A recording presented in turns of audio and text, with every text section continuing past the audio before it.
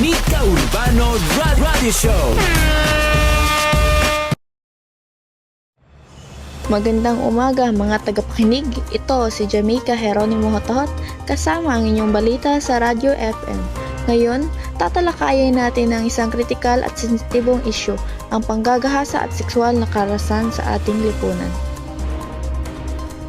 Ang panggagahasa ay isang malupit na krimen na nakakaapekto sa mga individual at komunidad sa buong mundo. Ang mga kamakailang istatistika ay nagpapakita ng isang malaking bilang na mga nakaligtas ay hindi nag-uulat ng mga insidenteng ito dahil sa takot, kahihiyan o kakulangan ng suporta. Para sa heavy-duty hugasin, mag-Smart Dishwashing Paste. Bawat pahid, Smart Dishwashing. Smart, linis, solid, Smart Dishwashing. Smart Dishwashing Paste. May double tanggaling formula. Solid, magtanggal ng heavy-duty sebo sa kawaling kaldero. Solid din, magtanggal ng bakterya. Kaya number 1 na ang Smart Dishwashing Bawat Paste. pahid, linis, solid, Smart Dishwashing. Smart Dishwashing Paste. Manufactured by ACS Manufacturing Corporation. ACS. Inuulat na ng lokal na otoridad ang pagtaas ng mga kampanya sa kamalayan na naglalayong turuan ng publiko tungkol sa pahintulot at suporta sa mga nakaligtas. Ang mga organisasyon sa komunidad ay nagsusumikap na magbigay ng mapagkukunan at mapapayo para sa nangangailangan.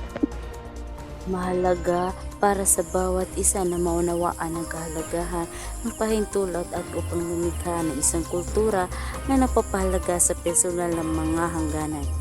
Ang bawat isa sa atin ay may papel na ginagampanan sa pagtataguyod ng isang ligtas sa kapaligiran.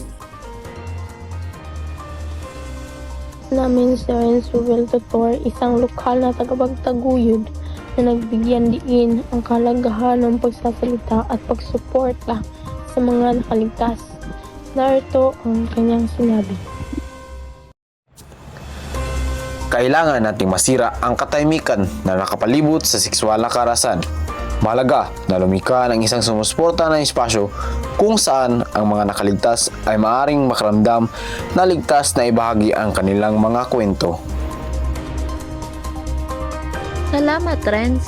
Kung ikaw o ang isang kakilala mo ay nangangailangan ng tulong, mangyaring makipag-ugnayan sa mga lokal na serbisyo sa suporta. Tandaan, hindi ka nag-iisa at may mga taong handang makinig at tumulong sa iyo kahit anong oras. Usako na.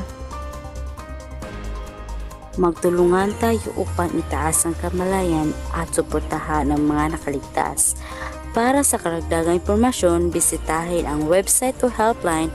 Ito si Chisan B. Araco, nag-uulat para sa balita sa Radyo FM, manatiling ligtas at alagaan ng isa't isa.